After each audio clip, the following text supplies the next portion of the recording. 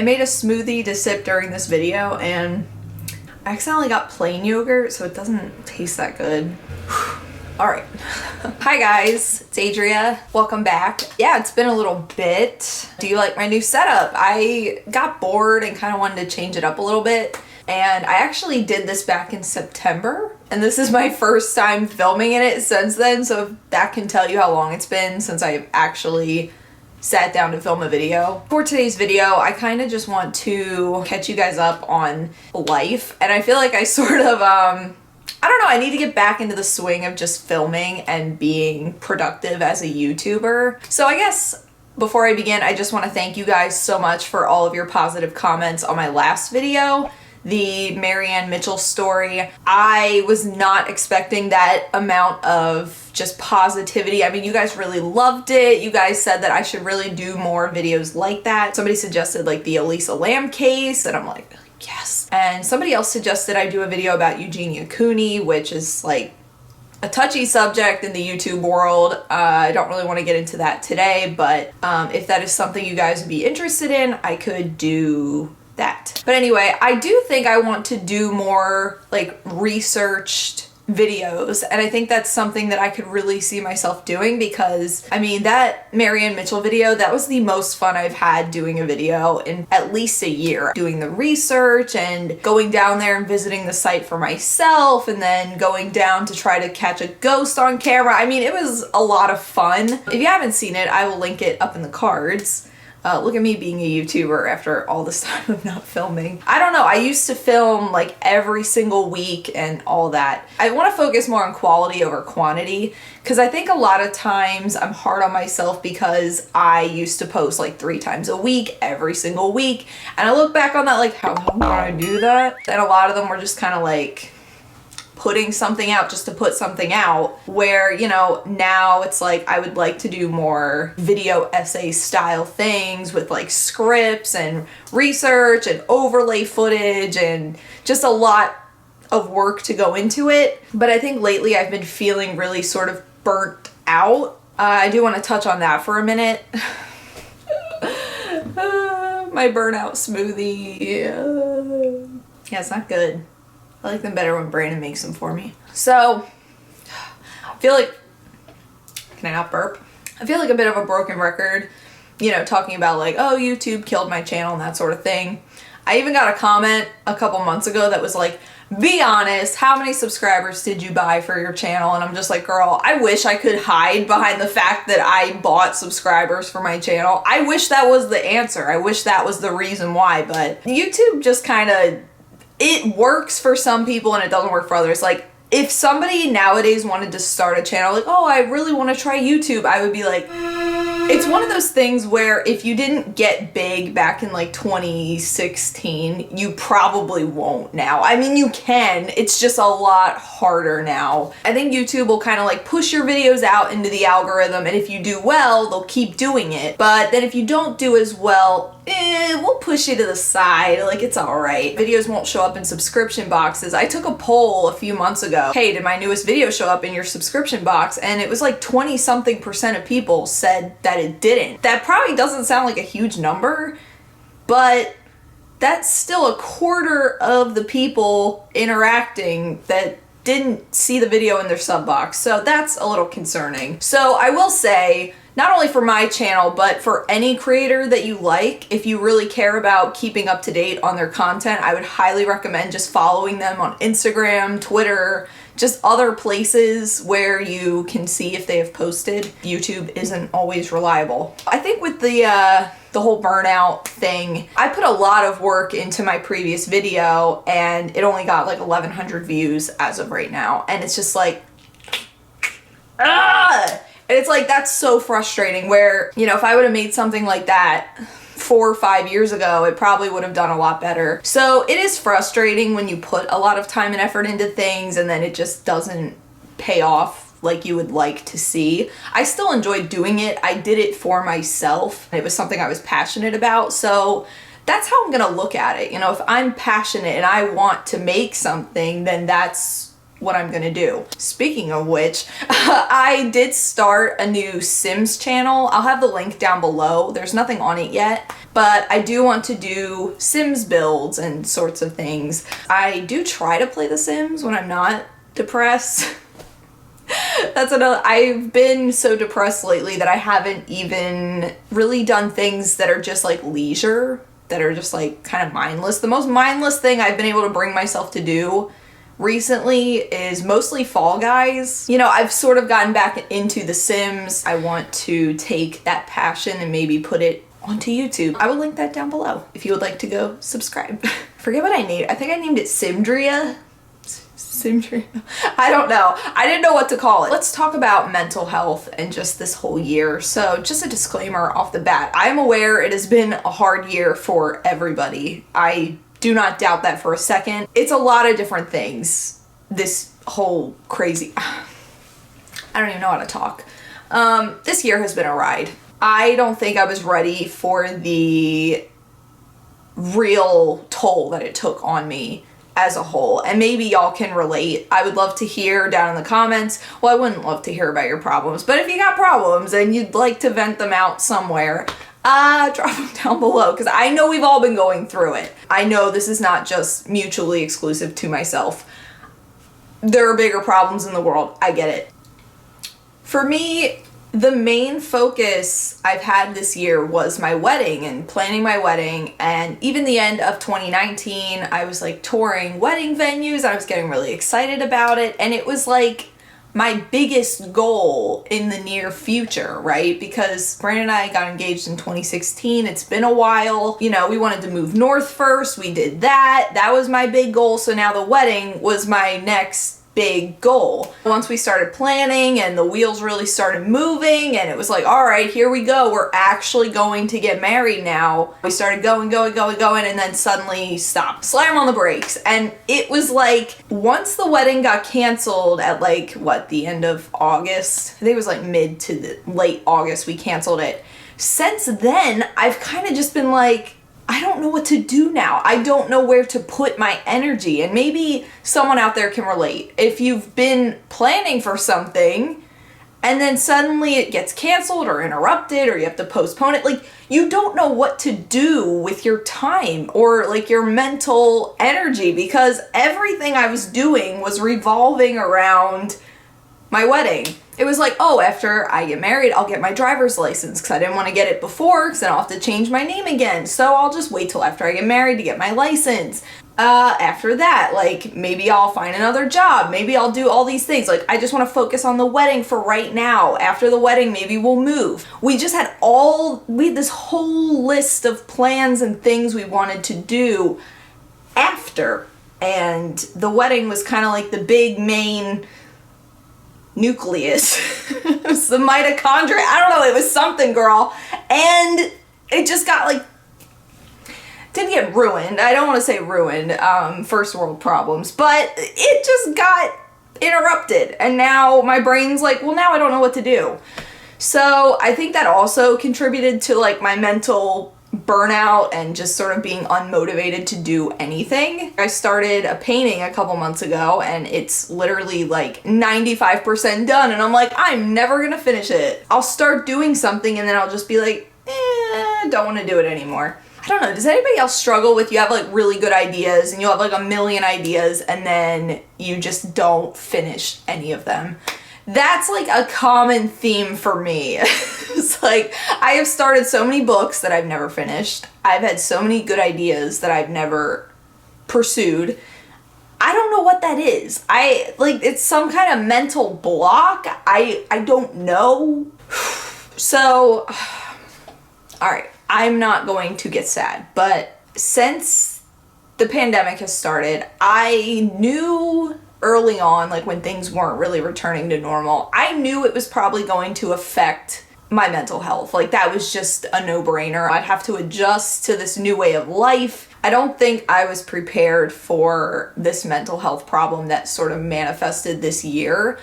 I've never dealt with this before. It's really new to me, and I didn't even know this was a thing until it came up literally on my TikTok. I don't know how TikTok knew I had this problem, but we're gonna call her health anxiety. This is new to me. It's like this paranoid feeling that something is constantly wrong with you. I'd wake up every day and just like analyze my body head to toe. Like, does anything feel different than it did yesterday? Does everything look okay? Do I feel all right? Can I breathe? Can I taste? Can I smell? Is everything good? You know, and any little problem I would feel, I'd be Googling. I started to realize it was a problem when I was laying in bed at night, like falling asleep, and then I'd be like, wait, let me Google this one thing. And I would just freak myself out. Sometimes it is helpful because lately my IBS has kind of been bad. You know, I got diagnosed with IBS back in 2014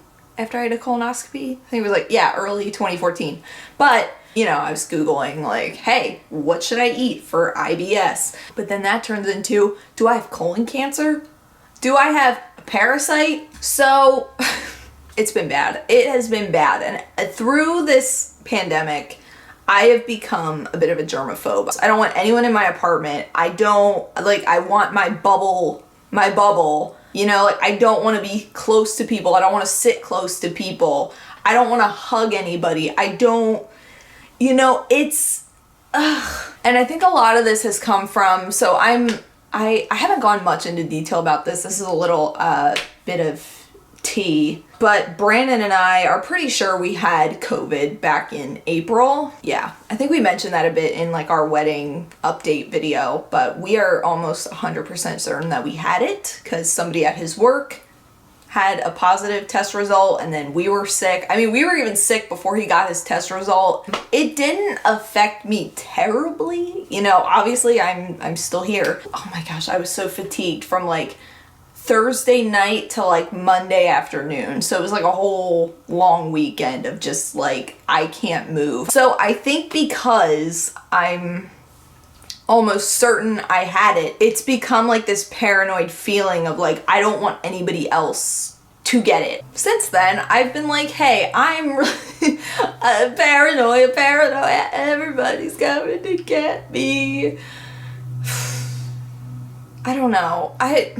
It's the loss of control for me. I mean, that's what it comes down to. I have felt so out of control of everything around me this whole year. I lost the choice to even have a wedding. As the saying goes, it's like you're just waiting for the other shoe to drop. And it's true. I'm just sitting here like, what else is going to happen? I don't know. And then, you know, with like my own mental health problems and, you know, my YouTube channel dying, and I just feel this lack of control and authority in my own life, and I'm trying to work on that. I posted a video a while ago called Why I Can't Drive at 25, and maybe I should do like an update of that. And I know I'm not the only one as an adult that can't drive, but that's another thing where I feel like this lack of control and that I want to change it. I'm like, girl, I want my license. Like I said, I was planning on getting married and then getting my license with my new beautiful last name, but that didn't happen because what a pain in the neck. I finally get my license at 27 years old,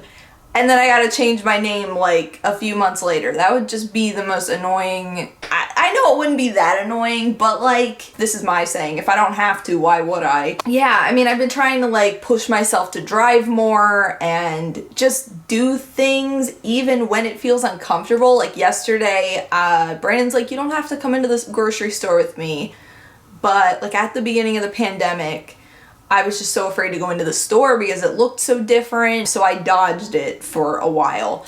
But I'm like, you know what? I gotta just push myself to do it because I can feel myself becoming more and more and more of a recluse and a germaphobe and paranoid about things because I feel so out of control at the moment. And so I'm just, Yeah, I mean, we went to a pumpkin patch back in early October, and I had such an anxiety attack there. That's abnormal to me because it was a place, I've gone to this farm my entire life, right? And so it was like, it was familiar to me, and the fact that I was so anxious there just to be around groups of people, I'm just like, damn,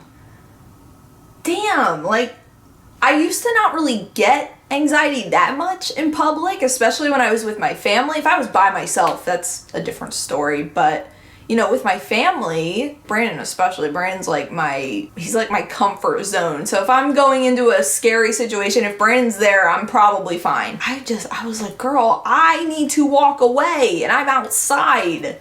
Like, this is bad. You know what? I want to confess something too.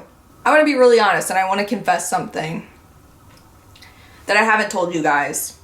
I don't even know if I could say it. And it's not even that big of a deal. I'm just gonna say it. I'm off my medication. I have been off my medication for the past year. Yeah, and that was kind of a decision that I made for myself, because the last time I visited my doctor was like, I think it was May of last year. I was just sort of like, hey, I don't think this is helping me anymore. And she's like, oh, well, maybe it's not for you then. And then I just was like, hey, I'm just gonna wean myself off of it, and that's gonna be that. I was gonna do a video about that more in depth and like just about medication in general and how I feel about it. I have mixed feelings about it. In a way, I feel like it did help. But then in other ways, I feel like it was just numbing. I don't know, like I started to just feel like plain. I was like an unsalted cracker, you know, and it was like stuff didn't even feel like stuff. Yeah, so I was just like, I don't know if I want to do this. In my opinion, I feel like medication for some people is like a cast. Temporary, helps you through bad periods of time. You're working through it, you're getting through it. And then for other people, it's like a walker. And I need this to get through my life. I probably will not get off of this. I can't really see myself without it. And I think both of those things are fine. I think it just depends on the person, the medication, the experience. I'm not a doctor, as you can tell. I mean, I'm being honest. I just haven't been myself. I haven't been good. And it's hard for me to push myself to film and even put makeup on. This is the first I've done like actual makeup in like 2 weeks. Yeah, I don't know. Maybe I should bleach my hair. Guys, does that not always cheer me up? That brings me to this. What videos do you guys want to see? Like, do you want to see my hair videos? Do you want to see me do fun stuff with Brandon? Do you want to see more like video essay style videos with a script and research, scary things, controversial things? Whatever the case, I am open to any suggestions, really. I used to have my upload schedule Mondays and Fridays at 3 p.m. but I don't have a schedule as of right now. I think now I just want to focus on, hey, when I have a video and when it is done and when I like it, I will post it. I think the schedule was stressing me out. Gosh, my throat's so dry. This is the most talking I have done in like 2 months.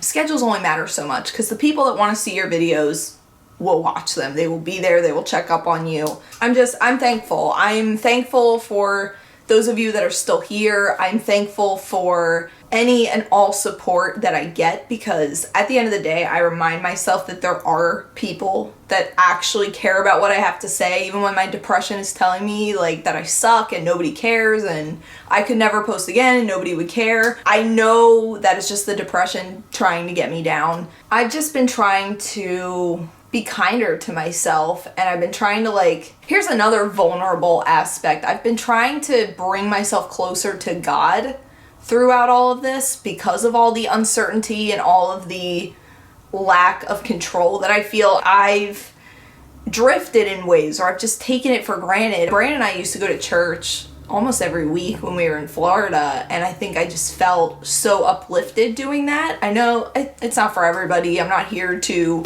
force that on anybody, but you know, for me it was like a pick-me-up, and I needed it. And you know, when all of that stopped, like I just felt so hopeless, and I'm just like wandering aimlessly trying to figure out like what to do in every aspect of my life. Like, when do I get married? When do I do this? When do I do what do I do? I think God is just gonna put me wherever I'm meant to be. And you know, yesterday I was out walking with my mom, and it just occurred to me, I am one of those people, I will always push to be somewhere else. I will always be like, I'm not happy right here, I want to be somewhere else. I've realized that it's like, that is not happiness. And happiness isn't a destination. It isn't making a certain amount of money. It isn't living in a certain place. It isn't having a nice house.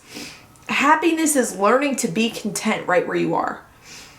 And I know that that is hard I had a lot of different, oh my gosh, this year especially. I did not want to cry. Come on, Adria, what are you doing, bro? I was just realizing, like, I achieved a big goal. Like, I'm standing here walking with my mom. I live pretty close to my mom. I can walk to her house. If you would have told me 5 years ago that in 5 years I would be living up the street from my mom and I could just walk and go see her whenever I wanted and we'd be out walking the dog together on a beautiful fall afternoon, I would have cried. There I was in the moment taking it for complete granted, like it was just nothing.